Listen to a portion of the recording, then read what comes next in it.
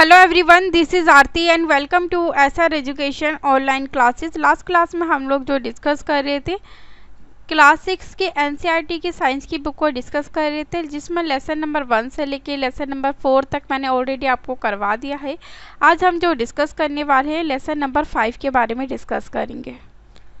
Lesson number या फिर chapter number 5 हमारा रहेगा, जिसमें हम डिस्कस करेंगे पदार्थों का पृथक्करण या फिर पदार्थों को हम कितनी विधियों के द्वारा अलग कर सकते हैं या फिर पृथक कर सकते हैं।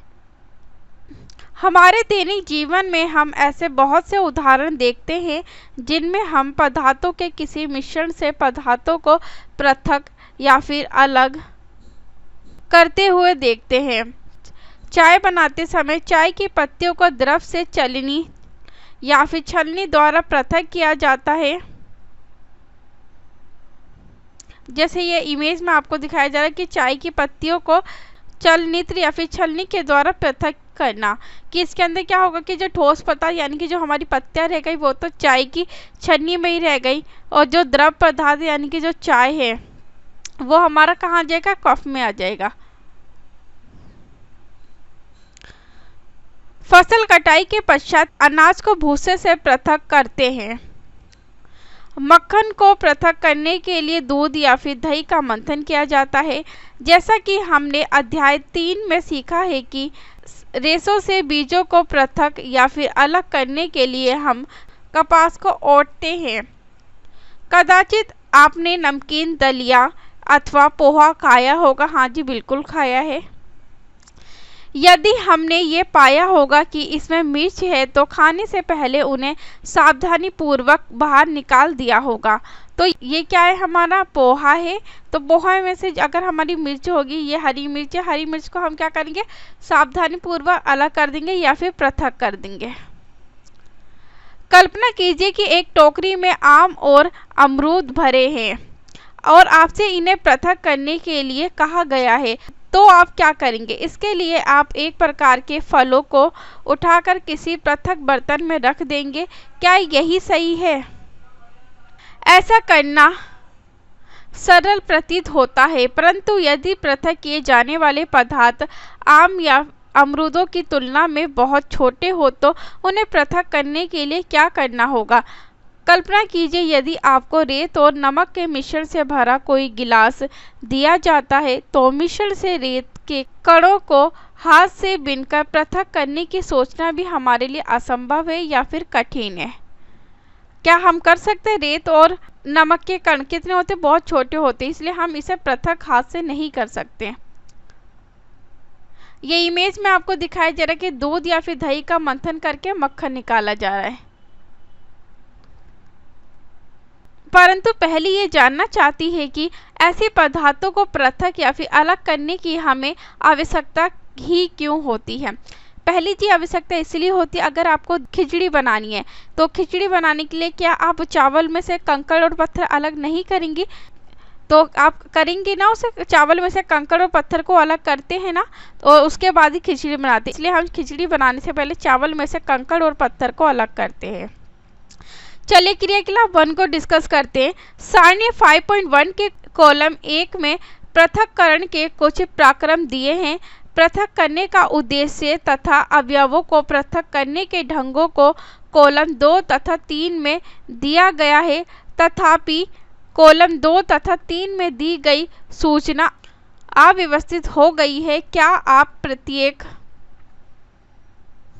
प्रक्रम का उसके उद्देश्य तथा पृथक्कृत अवयवों के उपयोग के ढंग से मिलान कर सकते हैं? हम देखते हैं कि किसी पदार्थ का उपयोग करने से पहले हमें उसमें मिश्रित हानिकारक तथा अनुपयोगी पदार्थों को पृथक या अलग करने की आवश्यकता होती है।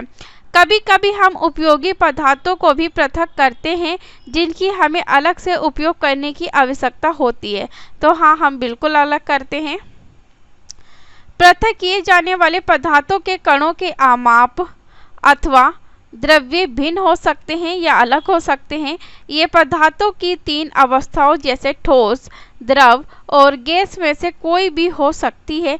इसलिए हम किन्हीं पदार्थों के ऐसे मिश्रण का पृथक्करण कैसे करते हैं, इनके गुणधर्मों में अत्यधिक भिन्नता है। चलिए अब टेबल नंबर 5.1 को डिस्कस कर लेते हैं। हम पदार्थों को पृथक क्यों करते, क्यों हमें आवश्यकता होती है पदार्थों को पृथक करने की या फिर अलग करने की। टेबल 1 में आपको पता है पृथक्करण पराक्रम की, इसमें से कौन सी पदार्थ में से क्या चीज़ अलग करनी है, और सेकंड में आपको बताना है कि जो आपने अलग करा पदार्थ में से उसका आप क्या करते हैं, उसका उद्देश्य क्या होता है, और थर्ड में आपको बताना है कि आपने जो पृथक करा, पृथक करने के बाद आप उन पदार्थों का क्या करते हैं। जैसे फर्स्ट में कहा है चावल से पत्थरों को पृथक करना, आपको क्या करना है, चावल में से पत्थर को पृथक करना है, अलग करना है। तो उसका उद्देश्य क्या होगा, हानिकारक अवयवों अथवा अशुद्धियों को दूर करना होगा आपको। उसके बाद क्या करेंगे आप, हम अशुद्धियों को फेंक देंगे, क्योंकि हमारे लिए कैसी है, अनुपयोगी, इसलिए हम फेंक देंगे। सेकंड में कहा है मक्खन प्राप्त करने के लिए दूध का मंथन करना, मक्खन प्राप्त करने के लिए आपको क्या करना है, दूध का मंथन करना है। तो इसका उद्देश्य होगा दो भिन्न परंतु उपयोगी पदार्थों को पृथक करना। इसमें इसका पृथक करने के बाद आप क्या करेंगे, हम दोनों अवयवों का उपयोग करते हैं। हम किसका उपयोग करते हैं, मक्खन का भी उपयोग करते हैं और दूध का भी उपयोग करते हैं। थर्ड नंबर पे आपको कहा है चाय की पत्तियां पृथक करना, तो इसका उद्देश्य क्या होगा, अनुपयोगी अवयवों को दूर करना, और पृथक्कृत के बाद क्या करते हैं, हम ठोस अवयवों को फेंक देते हैं। चलिए 5.1 को डिस्कस करते हैं, पृथक्करण की कौन कौन सी विधियां होती है। अब हम पदार्थों के पृथक्करण की कुछ साधारण विधियों का आलेख करेंगे। इनमें से कई विधियों का उपयोग आपने अपने दैनिक क्रियाकलापों में भी किया होगा। सबसे पहले डिस्कस करेंगे हस्तचयन विधि का, और क्रियाकलाप सेकंड को डिस्कस करते हैं। दुकान से खरीदे गए अनाज का एक पैकेट कक्षा में लाइए। अब अनाज को कागज़ की शीट पर फैलाइए। क्या आप कागज़ पर एक ही प्रकार के अनकण पाते हैं? क्या इसमें पत्थर के टुकड़े, भूसी, टूटे हुए अनकण तथा अन्य खाद्य कण हैं? अब अपने हाथ से पत्थर के टुकड़े, भूसे तथा अन्य अनकणों को इससे पृथक कीजिए। चलिए यहाँ से ये इम्पोर्टेंट है, आप इसे याद रखना। हस्तचयन की इस विधि का उपयोग गेहूं, चावल तथा दालों से कुछ बड़े मिट्टी के कणों, पत्थर तथा भूसे को पृथक या फिर अलग करने में किया जा सकता है।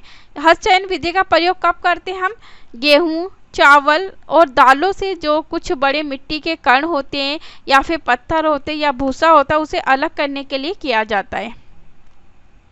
ऐसी अशुद्धियों की मात्रा प्राय बहुत अधिक नहीं होती है। ऐसी स्थितियों में हस्तचयन द्वारा पदार्थों को पृथक करना एक सुविधाजनक विधि लगती है या फिर एक आसान विधि लगती है। इससे हम हस्तचयन से आसानी से कर सकते हैं। जैसे ये इमेज में दिखा है, अनाज से पत्थर के टुकड़ों का हस्तचयन। क्या कर रहा है, अनाज में से पत्थर के टुकड़ों को अलग किया जा रहा है। अगली विधि कौन सी है हमारी, थ्रेसिंग। अपने खेत अथवा खलियानों में गेहूं या चावल की सूखी डंडियों, सूखे पौधों के गट्ठर देखे होंगे। सूखे पौधों से अनाज को अलग करने से पहले धूप में सुखाया जाता है। प्रत्येक सूखे पौधे की डंडी पर अनकण लगे होते हैं। खेतों में रखे सैकड़ों गट्ठरों पर लगे अनकणों की संख्या की कल्पना कीजिए। किसान अनकणों को सूखे पौधों के इतने गट्ठरों से अनाज को कैसे पृथक करते हैं। आम तथा अमरूदों को वृक्षों से तोड़ा जा सकता है, परंतु अनकण आम और अमरूदों की तुलना में बहुत छोटे होते हैं, इसलिए इनको इनकी डंडियों से तोड़ना असंभव या फिर कठिन होता है हमारे लिए। अनकणों को इनकी डंडियों से कैसे पृथक किया जाता है, तो कैसे किया जाता है अब हम डिस्कस करेंगे। यहाँ से ये इम्पोर्टेंट है, आप इसे याद रखना। सूखे पौधों की डंडियों से अनकणों अथवा अनाज को पृथक करने के प्रक्रम को क्या कहते हैं, हम थ्रेसिंग कहते हैं। इस प्रक्रम में डंडियों को पीटकर अनकणों को पृथक किया जाता है। जैसा ये इमेज में आपको दिखाया जा रहा है, ये डंडियों को पीटकर इसमें से जो अन्न कण है उसे अलग किया जा रहा है और जो अनाज है उसे अलग किया जा रहा है। तो ये किसके द्वारा किया जा रहा है? ये थ्रेसिंग के द्वारा किया जा रहा है। कभी कभी थ्रेसिंग का कार्य बेलों की सहायता से भी किया जाता है। अत्यधिक मात्रा के अन्न कणों को डंडियों से पृथक करने के लिए थ्रेसिंग मशीनों का उपयोग भी किया जाता है। यानी कि कभी कभी हम क्या करते हैं? थ्रेसिंग मशीन का भी उपयोग करते हैं जब बहुत सारे अन्न कणों में से हमें डंडियों को पृथक करना होता है। चलिए अगला जो मेथड है वो है निष्पावन का। क्रियाकलाप थर्ड को डिस्कस करते हैं। सूखे रेत तथा लकड़ी के बुरादे अथवा सूखी पत्तियों के पाउडर का एक मिश्रण बनाइए। इस मिश्रण को किसी प्लेट अथवा समाचार पत्र के ऊपर रखिए। मिश्रण को ध्यान से देखिए। क्या आप दोनों अवयवों को आसानी से पृथक कर सकते हैं? क्या दोनों अवयवों के कणों के आमाप समान हैं? क्या हस्तचयन द्वारा इन अवयवों को पृथक करना संभव है? अब आप इस मिश्रण को खुले मैदान में ले जाइए तथा किसी ऊंचे समतल स्थान पर खड़े हो जाइए। मिश्रण को प्लेट में अथवा समाचार पत्र पर रखिए। जिस प्लेट अथवा समाचार पत्र पर मिश्रण रखा है उसे पकड़कर हवा में कंधे की ऊंचाई तक ले जाकर थोड़ा सा टेढ़ा कीजिए ताकि मिश्रण धीरे धीरे नीचे फिसले। कैसे करना है? ये इस तरह से इमेज में दिखाया, ऐसे करना है। किसी ऊंचाई पे खड़े होना है आपको और उसके बाद ये सूप लेना है। इसमें से जो हमारा अनाज है वो एक साथ इकट्ठा हो जाएगा। जो हल्का पदार्थ है यानी कि हमारा भूसा है वो हवा के द्वारा क्या होगा? दूर जाके गिरेगा। तो ये कौन सी विधि है? निष्पावन विधि है। क्या होता है? क्या दोनों अवयव रेत एवं बुरादा या सूखी पत्तियों का पाउडर एक ही स्थान पर गिरते हैं? क्या कोई अवयव ऐसा है जो वायु द्वारा दूर उड़कर गिरता है? क्या वायु मिश्रण के दोनों अवयवों को पृथक करने में सफल हुई? जी हाँ, बिल्कुल सफल हुई। जो बुरादा है वो क्या हुआ? वो दूर जाके गिरता है हवा के साथ। यहाँ से ये इंपॉर्टेंट है, आप इसे याद रखना। किसी मिश्रण के अवयवों को इस प्रकार पृथक या फिर अलग करने की विधि को क्या कहते हैं? निष्पावन विधि कहलाती है। निष्पावन का उपयोग पवनों अथवा वायु के झोंकों द्वारा मिश्रण से भारी तथा हल्के अवयवों को पृथक करने में किया जाता है। साधारणतः किसान इस विधि का उपयोग हल्के भूसे को भारी अन्न कणों से पृथक या फिर अलग करने के लिए भी करते हैं। भूसे के हल्के कण पवन के साथ उड़कर दूर एकत्र या फिर इकट्ठे हो जाते हैं हमारे, जबकि भारी अन्न कण पृथक होकर निष्पावन प्लेट फार्म के निकट एक ढेर बना लेते हैं। अलग हुए भूसे को पशुओं के चारे सहित अन्य कई प्रयोजनों में भी प्रयोग किया जाता है। यानी कि जो हमारा भूसा बचता है उसे हम क्या करते हैं? पशुओं को चारे में भी काम आ जाता है और अन्य चीज़ों में भी हम उसका प्रयोग कर लेते हैं। अगली जो विधि है वो है चालन या फिर छन्नी। कभी कभी हमें आटे से व्यंजन बनाने की इच्छा होती है। हम इसमें उपस्थित चोकर तथा अन्य अशुद्धियों को पृथक करने की आवश्यकता होती है। तब हम क्या करते हैं? इसके लिए हम चालनी या फिर छन्नी का उपयोग करते हैं तथा उसमें आटा डालते हैं। आटे के छोटे कण चलनी के छिद्रों द्वारा निकल जाते हैं जबकि बड़ी अशुद्धियां चलनी में रह जाती हैं। जैसे ये आपको दिखाया गया है, चालन या फिर छन्नी विधि का प्रयोग करके इसमें से जो आटा है वो कैसे, ये छोटे कण इसलिए इसके छन्नी के छिद्रों से नीचे गिर जाएंगे और इसमें क्या बचेगा? हमारा छन्नी में चोकर बचेगा। प्राय आटे की मील में गेहूं को पीसने से पहले पत्थरों तथा भूसे जैसी अशुद्धियों को हटाया जाता है। साधारणतः गेहूं की बोरी को एक तिरछी चलनी पर डाला जाता है। चालन द्वारा पत्थर, डंडियों तथा भूसा जो निष्पावन तथा थ्रेसिंग के बाद गेहूं में रह जाते हैं उसे दूर करने के लिए किया जाता है। आपने इसी प्रकार के बड़े बड़े चलनों को भवन निर्माण वाले स्थानों पर रेत से कंकड़ तथा पत्थर पृथक या फिर अलग करने के लिए उपयोग में लाते हुए देखा होगा। जैसे ये दिखाया जा रहा है चित्र 5.7 में, चालन द्वारा कंकड़ तथा पत्थरों को रेत से पृथक किया जाता है। ये किसके द्वारा किया जा रहा है? चालन के द्वारा किया जा रहा है। इसमें से रेत नीचे गिरी है, कंकड़ अलग हो रहा है, पत्थर अलग हो रहा है हमारा। चलिए क्रियाकलाप 4 को डिस्कस करते हैं। कक्षा में एक चलनी या छन्नी तथा थोड़ा सा आटा घर से लाइए। चालन द्वारा आटे से अशुद्धियों को पृथक कीजिए या अलग कीजिए। अब चाक का पाउडर बनाइए तथा उसको आटे के साथ मिलाइए। इस मिश्रण का चालन कीजिए। क्या हम चालन द्वारा चाक पाउडर तथा आटे को पृथक कर सकते हैं? जी नहीं, हम नहीं कर सकते, क्योंकि जो चाक पाउडर जो आटा है दोनों के ही छोटे कण होते हैं, इसलिए हमारे लिए चाक पाउडर और आटे के कण को अलग करना कठिन है। चलिए यहाँ से ये इम्पोर्टेंट है, इसे आप लोग याद रखना। चालन विधि का उपयोग मिश्रण के दो ऐसे अवयवों जिनकी मापों में अंतर हो उसे पृथक करने में किया जाता है। किस लिए किया जाता है चालन विधि का उपयोग? जिसके दो अवयवों की मापों में अंतर होता है, जैसे चोकर और आटे में अंतर होता है ना, चोकर बड़ा होता है और आटे के कण छोटे होते हैं, तो इसे पृथक करने के लिए हम चालन या फिर छन्नी विधि का प्रयोग कर सकते हैं। एक बड़ा होना चाहिए और दूसरा हमारा छोटा पदार्थ होना चाहिए, तभी हम चालन विधि का प्रयोग आसानी से कर सकते हैं। चलिए अगला जो मेथड है वो है अपसादन, निस्तारण तथा निस्यंदन विधि के बारे में डिस्कस करते हैं। कभी कभी मिश्रण के अवयवों को निष्पादन अथवा हस्तचयन द्वारा पृथक करना संभव नहीं होता। उदाहरण के लिए चावल तथा दाल में धूल, मिट्टी जैसे हल्के कण हो सकते हैं। चावल तथा दालों को पकाने से पहले इस प्रकार के अशुद्धियों को कैसे पृथक करते हैं? प्राय पकाने से पहले चावल या फिर दाल को जल से धोया जाता है। जब आप चावल या फिर दाल में जल डालते हैं तब उन पर जो चिपकी हुई अशुद्धियाँ जैसे धूल के कण पृथक या फिर अलग हो जाते हैं। ये अशुद्धियाँ जल में चली जाती हैं। अब सोचिए बर्तन की तली में कौन डूबेगा, चावल या फिर धूल? क्या डूबेगा? चावल डूबेगा हमारा। धूल होती है, जब हम चावल धोएंगे तो वो जल के साथ जो धूल होती है वो बाहर बह जाती है। क्यों? क्या आपने देखा है कि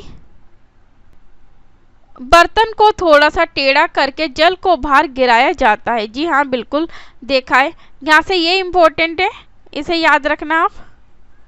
मिश्रण में जल मिलाने पर भारी अवयवों के नीचे तली में बैठ जाने के प्रक्रम को क्या कहते हैं? हम अपसादन कहते हैं। चावल हमारे क्या हुए थे? नीचे तली में बैठ गए थे, और मिट्टी क्या हुई थी? हमारी पानी के साथ जल के साथ बाहर गिर गई थी। अपसादित मिश्रण को बिना हिलाए जल को मिट्टी सहित उड़ेलने की प्रक्रिया को क्या कहते हैं? निस्तारण कहते हैं। यानी कि हम क्या करेंगे, जब बिना हिलाए हम मिट्टी को दूसरे बर्तन में उड़ेलते हैं तो उसे निस्तारण कहते हैं। आइए अब हम ऐसे अन्य मिश्रणों का पता लगाते हैं जिसमें अवयवों को अपसादन तथा निस्तारण विधि द्वारा पृथक किया जा सकता है। जैसे एक क्रियाकलाप बताया गया है, मिट्टी एवं जल का मिश्रण। इसमें मिट्टी क्या हो गई? नीचे बैठ गई, और जल क्या है? ऊपर रह गया। और दूसरे में क्या किया गया? अघुलित पदार्थ मिट्टी। मिट्टी क्या हुई? हमारी घुली नहीं, और जो जल है हमने क्या करा? दूसरे बर्तन में इसे पलट दिया बिना हिलाए।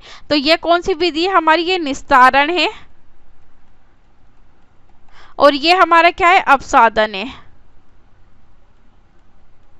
यही सिद्धांत ऐसे द्रवों के मिश्रण को पृथक करने में भी उपयोग में लाया जाता है जो आपस में मिश्रित नहीं होते। उदाहरण के लिए तेल तथा जल को उनके मिश्रण से इसी विधि द्वारा पृथक या फिर अलग किया जा सकता है।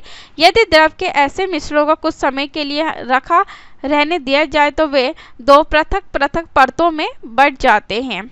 यानी कि जल की अलग परत बन जाएगी और जो तेल है उसकी अलग परत बन जाएगी। इसके बाद जो अवयव ऊपरी परत बनाते हैं उसे निस्तारण द्वारा पृथक कर सकते हैं। आइए फिर से ठोस तथा द्रव के किसी मिश्रण पर विचार करें। चाय तैयार करने के बाद आप चाय की पत्तियां पृथक करने के लिए क्या करते हैं? अक्सर आप चलनी या फिर छन्नी का उपयोग करते हैं। आइए निस्तारण विधि का उपयोग करके देखें, इसके द्वारा कुछ सहायता मिलती है। परंतु क्या आपको चाय में कुछ पत्तियां अब भी मिलती हैं? अब चाय को एक छन्नी में डाल दीजिए। क्या चाय की सारी पत्तियां छन्नी में रह जाती हैं? इस प्रक्रम को क्या कहते हैं? निस्यंदन, या फिर इंग्लिश में कहेंगे फिल्टर करना कहते हैं। तो ये इम्पोर्टेंट है, यहाँ से इसे याद रखना आप लोग। अब सोचिए तैयार चाय से चाय की पत्तियां पृथक करने में निस्तारण और निस्यंदन में से कौन सी विधि अच्छी थी? कौन सी विधि अच्छी थी? हमारी निस्यंदन विधि सबसे अच्छी थी। आइए अब हम अपने उपयोग में आने वाले जल के उदाहरण पर विचार करते हैं। क्या हम सभी को हर समय पीने के लिए सुरक्षित जल मिलता है? कभी कभी नलों से गंदला या फिर गंदा जल प्राप्त होता है। तालाबों तथा नदियों से एकत्रित या फिर इकट्ठा किया गया जल भी पंकिल या फिर गंदा हो सकता है, विशेषकर बरसात के बाद। आइए अब हम ये देखें कि क्या हम पृथक्करण की कुछ विधियों द्वारा जल से मिट्टी जैसी अविलीय अशुद्धियों को दूर कर सकते हैं। चलिए क्रियाकलाप 5 को डिस्कस करते हैं। तालाब या नदी का पंकिल जल लीजिए। यदि ये ना मिल सके तो एक गिलास जल में थोड़ी मिट्टी मिला दें। इसे आधे घंटे के लिए छोड़ दें। जल का सावधानीपूर्वक परीक्षण कीजिए तथा अपने प्रेक्षणों को लिखिए। क्या गिलास की तली में कुछ मिट्टी बैठ गई है? ऐसा क्यों हुआ है? इस प्रक्रम को आप क्या कहेंगे? अब जल को बिना हिलाए गिलास को थोड़ा तिरछा कीजिए। इस गिलास के ऊपर के जल को दूसरे गिलास में उड़ेलिए। आप इस प्रक्रम को क्या कहते हैं? भाई क्या कहते हैं? अभी हमने डिस्कस किया था, निस्तारण कहते हैं। क्या दूसरे गिलास का जल अब भी पंकिल या फिर गंदा अथवा भूरे रंग का है? अब इसका निस्यंदन कीजिए कि क्या चाय वाली छन्नी ने ये कार्य किया है। आइए कपड़े की सहायता से जल को निस्यंदन करने का प्रयास करते हैं। कपड़े के टुकड़े में बुने हुए तागों के बीच में छोटे छोटे छिद्र अथवा रंध्र होते हैं। कपड़े के इन्हीं छिद्रों या छेदों का उपयोग निस्यंदक के रूप में किया जा सकता है। यदि जल अब भी गंदला है तो अशुद्धियों का फिल्टर पत्र द्वारा निस्यंदित कर सकते हैं, जिसमें और भी छोटे रंध्र हो सकते हैं। फिल्टर पत्र एक ऐसा निस्यंदक होता है जिसमें अत्यंत सूक्ष्म छिद्र होते हैं, यानी कि छोटे छोटे छिद्र होते हैं। फिल्टर पत्र के उपयोग से संबंधित विभिन्न चरण दर्शाए गए हैं। फिल्टर पत्र को शंकु के रूप में मोड़कर कीप में लगा दिया जाता है।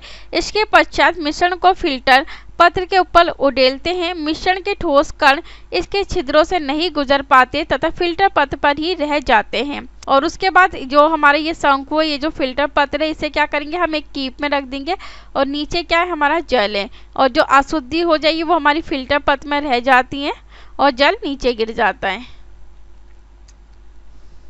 इस विधि को क्या कहते हैं? हम निस्यंदन कहते हैं। साधारणतः फलों तथा सब्जियों के रसों को पीने से पहले उनसे बीजों तथा ठोस कणों को पृथक किया जाता है। निस्यंदन विधि का उपयोग घरों पर पनीर बनाने में भी होता है। आपने देखा होगा कि पनीर बनाने के लिए दूध को उबालने से पहले उसमें नींबू का रस मिलाया जाता है। इससे पनीर के ठोस कणों तथा द्रव का मिश्रण प्राप्त होता है। पनीर को इस मिश्रण से कपड़े या छन्नी से फिल्टर करके पृथक किया जाता है या फिर अलग किया जाता है। अगली जो विधि है वो है हमारी वाष्पन की। क्रियाकलाप 6 को डिस्कस करते हैं। एक बीकर में थोड़ा सा जल लेकर उसमें 2 चम्मच नमक डालिए तथा अच्छी तरह हिलाइए। क्या आप जल के रंग में कोई परिवर्तन देखते हैं? हिलाने के बाद क्या आप बीकर में कोई नमक देखते हो? नमक के जल से भरे बीकर को गर्म कीजिए। जल को उबलकर उड़ने दीजिए। बीकर में क्या बचता है? हमारा क्या बचेगा? हमारा बीकर में नमक बचेगा और जल तो भाप बन के उड़ जाएगा सारा। इस क्रियाकलाप में हमने मिश्रण से जल तथा नमक को पृथक करने के लिए वाष्पन की प्रक्रिया का प्रयोग किया। तो ये कौन सी प्रक्रिया? हमारी वाष्पन की प्रक्रिया है। चलिए ये इंपॉर्टेंट है, इसे याद रखना आप यहाँ से। जल को उसके वाष्प में परिवर्तन करने की प्रक्रिया को हम क्या कहते हैं? वाष्पन कहते हैं। जहाँ पर जल होता है वाष्पन की प्रक्रिया निरंतर होती रहती है। जहाँ पे जल होगा वहाँ पे वाष्पन की जो प्रक्रिया है क्या होगी? वो निरंतर होती रहेगी। आपके विचार से नमक कहाँ से आता है? सोचिए जरा। समुद्र के जल में अत्यधिक मात्रा में लवण मिश्रित होते हैं। इन्हीं लवणों में से एक लवण साधारण नमक है। जब समुद्र के जल को बड़े बड़े उथले गड्ढों में भरकर छोड़ दिया जाता है तो सूर्य के प्रकाश से जल गर्म होकर वाष्पन द्वारा धीरे धीरे वाष्प में बदलने लगता है। कुछ समय बाद सारा जल वाष्पित हो जाता है तथा ठोस लवण नीचे बच जाते हैं। पश्चात इन लवणों के मिश्रण का शोधन करके साधारण नमक प्राप्त किया जाता है। जैसे ये इमेज में आपको दिख रहा है, समुद्र जल से नमक प्राप्त करना। ये इन गड्ढों में क्या भरा गया, पहले पानी था और उसके बाद पानी तो भाप बन के हमारा उड़ गया सूर्य की रोशनी में और बचा क्या, हमारा नमक बचा। चलिए अगले पॉइंट को डिस्कस करते हैं, पृथक्करण की एक से अधिक विधियों का उपयोग। हमने पदार्थों को पृथक करने की कुछ विधियों के बारे में अध्ययन किया है, बिल्कुल किया है। प्राय किसी मिश्रण में उपस्थित विभिन्न अवयवों को पृथक करने में केवल एक विधि का उपयोग पर्याप्त नहीं होता। ऐसी स्थिति में हमें एक से अधिक विधियों का उपयोग करने की भी आवश्यकता होती है। जी बिल्कुल होती है। चलिए क्रिया क्लास 7 को डिस्कस करते हैं। रेत और नमक का मिश्रण लीजिए, इसे आप कैसे पृथक करेंगे। हमने पहले भी देखा है कि हस्तचयन विधि इसे पृथक्करण के लिए व्यवहारिक या फिर उपयोगी नहीं होती हमारी। इस मिश्रण को बीकर में रखिए तथा इसमें कुछ जल मिलाइए। इसके बाद बीकर को कुछ समय के लिए एक और रख दीजिए। क्या आप ये देखते हैं कि रेत बीकर की तली में बैठ रहा है। इसे निस्तारण या स्यंदक द्वारा पृथक कर सकते हैं। निस्तारित द्रव में क्या है, क्या आप सोचते हैं कि इस जल में वही नमक है जो आरंभ में मिश्रण में था। अब इस निस्तारित द्रव से नमक व जल को पृथक या अलग करना है। इस द्रव को किसी केतली में भरकर इसका ढक्कन बंद करिए। अब कुछ समय तक केतली को गर्म कीजिए। क्या आप केतली की टोंटी या फिर केतली की जो टंकी से भाप निकलती देखते हैं। जी हाँ, बिल्कुल निकलती देखती है। क्या केतली में नमक भरा है, पानी भरा है और इसमें से जो भाप है वो हमारी निकल रही है। एक धातु की प्लेट लीजिए जिस पर कुछ बर्फ रखी हो। जी क्या लिखना है, हमें धातु की प्लेट लेना है, इस पर क्या है, हमारा बर्फ रखना है। प्लेट को केतली की टोटी के ठीक ऊपर पकड़िए। प्लेट को कैसे पकड़ना है, टोटी जिसमें से भाप निकल रही है ये ठीक इसके ऊपर हमें पकड़ना है। आप क्या देखते हैं, केतली के सारे जल को भाप में बदलने दीजिए। केतली का सारा जल क्या है, भाप में बदलेगा। भाप बर्फ से ठंडी की गई प्लेट के संपर्क में आती है तो वे संघनित होकर द्रव जल बन जाती है। प्लेट के नीचे से बूंद बूंद होकर नीचे गिरने वाला ये जल संघनन द्वारा भाप बना है। तो इसे हम क्या कहते हैं, संघनित कहते हैं या संघनन कहते हैं।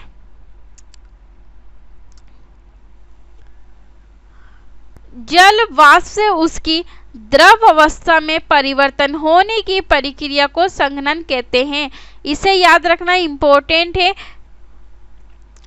क्या आपने कभी जिस पात्र में दूध को थोड़ी देर पहले उबाला गया था उस पर ढकी प्लेट पर संघनित जल की बूंदों को देखा है। जी बिल्कुल देखा था। जब सारा जल वाष्पित हो जाता है तो फिर केतली में पीछे क्या छूट जाएगा, क्या छूटेगा, हमारा नमक छूटेगा।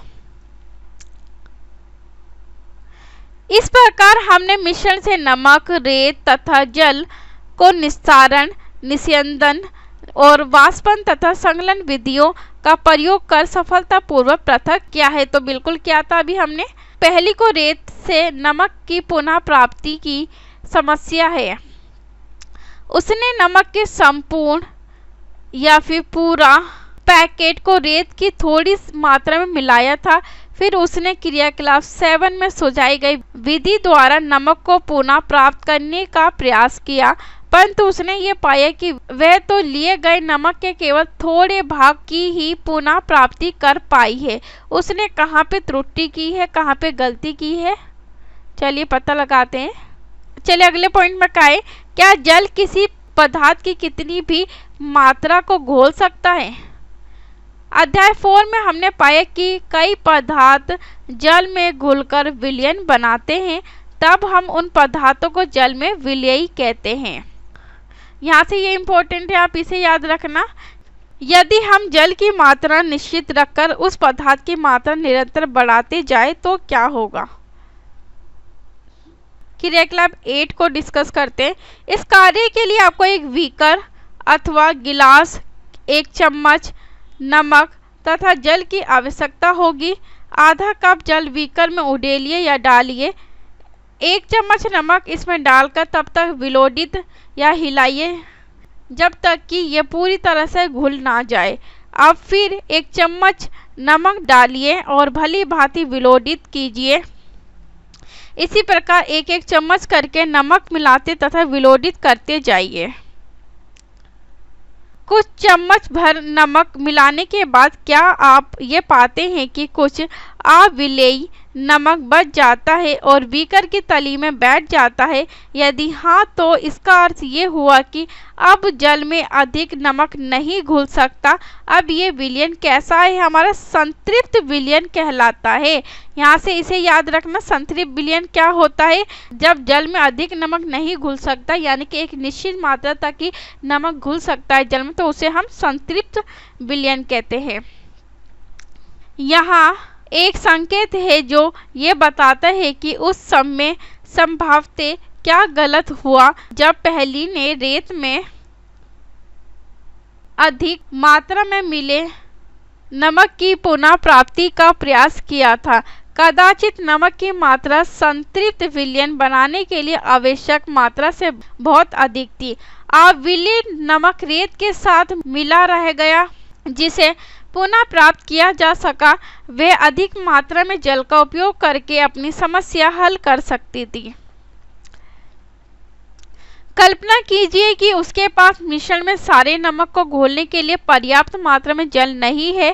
क्या किसी अन्य उपाय द्वारा जल की उसी मात्रा में संतृप्त विलयन बनाने से पूर्व या पहले से अधिक नमक घोला जा सकता है?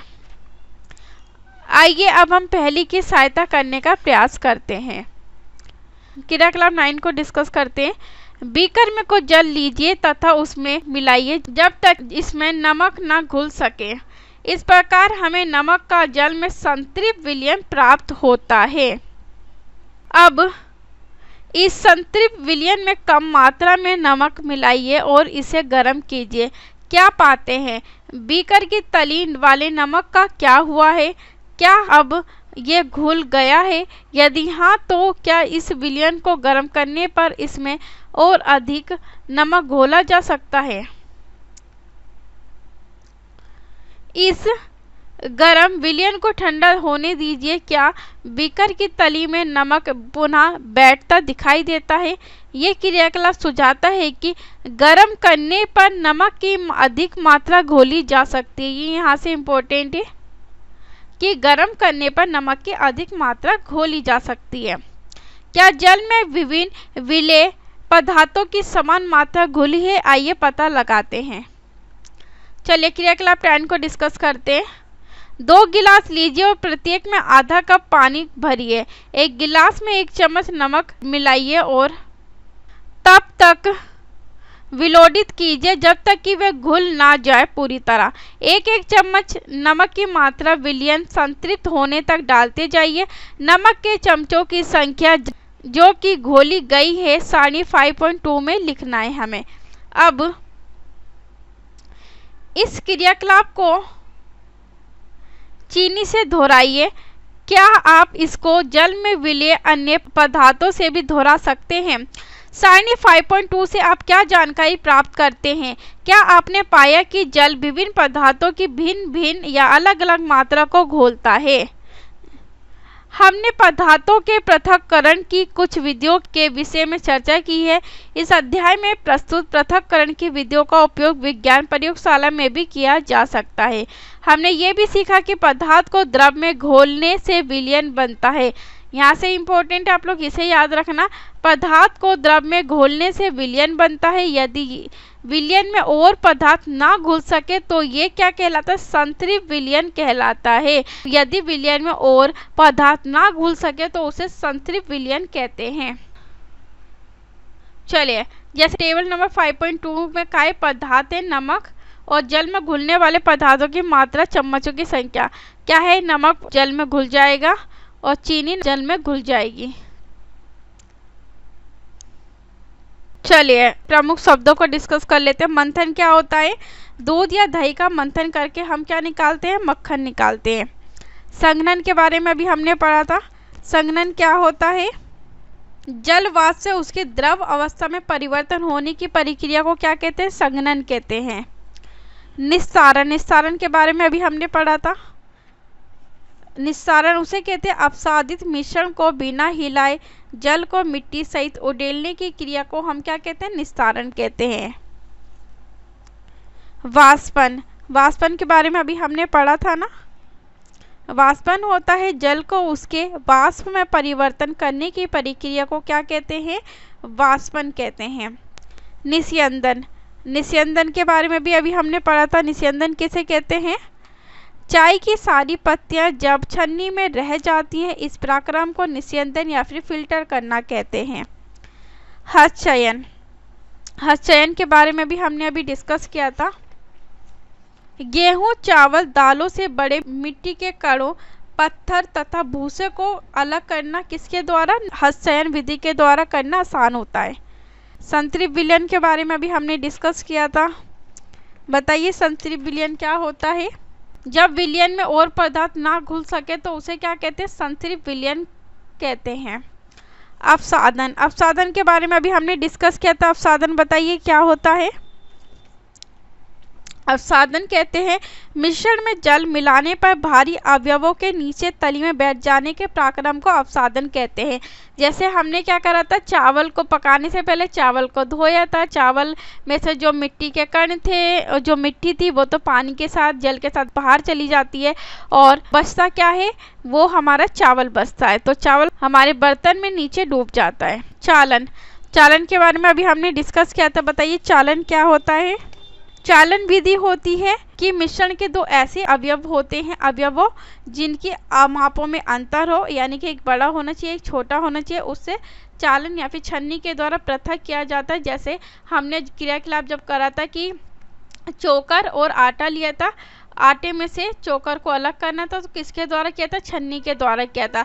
चोकर हमारा छन्नी में रह जाता है और आटा जो होता है छन्नी के छिद्रों द्वारा नीचे बर्तन में गिर जाता है। चलिए विलयन के बारे में बताइए। विलयन के बारे में अभी हमने डिस्कस किया था। विलयन क्या होता है? पदार्थ को द्रव में घोलने से विलयन बनता है। पदार्थ को द्रव में घोलने से विलयन बनता है। और संतृप्त विलयन क्या होता है? यदि विलयन में और पदार्थ ना घुल सके तो ये संतृप्त विलयन कहलाता है। चलिए अगले पॉइंट में डिस्कस करेंगे थ्रेसिंग। थ्रेसिंग के बारे में बताइए। थ्रेसिंग क्या होती है? थ्रेसिंग होती है कि सूखे पौधों की डंडियों से अनकणों अथवा अनाज को अलग करना या फिर पृथक करना। किसान हल्के भूसे से भारी अनकणों से पृथक करने में उपयोग में करते हैं निष्पावन विधि का। अब हम बुक का सारांश एक बार डिस्कस कर लेते हैं, ये इम्पोर्टेंट है हमारे लिए काफ़ी।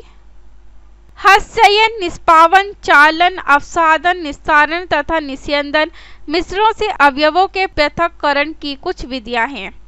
अभी हमने डिस्कस किया था। अनाज से भूसा और पत्थरों को हस्तचयन द्वारा पृथक किया जा सकता है या अलग किया जाता है। अगले पॉइंट में क्या है? भूसा अनाज के भारी बीजों से निष्पावन विधि द्वारा पृथक किया जाता है। किसी मिश्रण के कणों की आमाप में अंतर का उपयोग चालन या छन्नी तथा निस्यंदन प्रक्रियाओं द्वारा पृथक्करण में किया जाता है। रेत और जल के मिश्रण में रेत के भारी कण तली में बैठ जाते हैं और निस्सारण की विधि द्वारा जल को पृथक किया जा सकता है। द्रव तथा उसमें अविलेय पदार्थ के अवयवों को निस्यंदन के उपयोग से पृथक किया जा सकता है। किसी द्रव को उसी वाष्प में परिवर्तन करने की प्रक्रिया को हम क्या कहते हैं? वाष्पन कहते हैं। वाष्पन की विधि का उपयोग द्रव में घुले ठोस को पृथक करने में भी किया जा सकता है। जिस विलयन में कोई पदार्थ और अधिक ना घुल सके वह उस पदार्थ का संतृप्त विलयन होता है। किसी पदार्थ के विलयन को गर्म करने पर उसमें और अधिक पदार्थ घोला जा सकता है। जल विलेय पदार्थों की विभिन्न मात्राएं घोलता है। जल क्या करता है? विलेय पदार्थों की विभिन्न मात्राएं घोलता है, यानी कि अलग अलग मात्रा को घोलता है। चलिए ये एक्सरसाइज को डिस्कस कर लेते हैं। आप ये क्वेश्चन कर लोगे, हम 8 क्वेश्चन को डिस्कस कर लेते हैं। क्वेश्चन नंबर 8 में आपको फिल इन द ब्लैंक्स भरने हैं। धान के दानों को डंडियों से पृथक करने की विधि को क्या कहते हैं? बताइए क्या कहते हैं? अभी हमने डिस्कस किया था ना, थ्रेसिंग कहते हैं। अगले पॉइंट में कहा किसी एक कपड़े पर दूध को उडेलते हैं तो मलाई उस पर रह जाती है। पृथक्करण की ये प्रक्रिया क्या कहलाती है? बताइए क्या कहलाती है? ये निस्यंदन कहलाती है, या इंग्लिश में क्या कहते हैं? फिल्टर करना। समुद्र के जल से नमक खालिस्तान प्रक्रिया द्वारा प्राप्त किया जाता है। किसके द्वारा प्राप्त किया जाता है? वाष्पन के द्वारा प्राप्त किया जाता है। जब पंकिल या फिर गंदा जल को पूरी रात एक बाल्टी में रखा जाता है तो अशुद्धता तली में बैठ जाती है।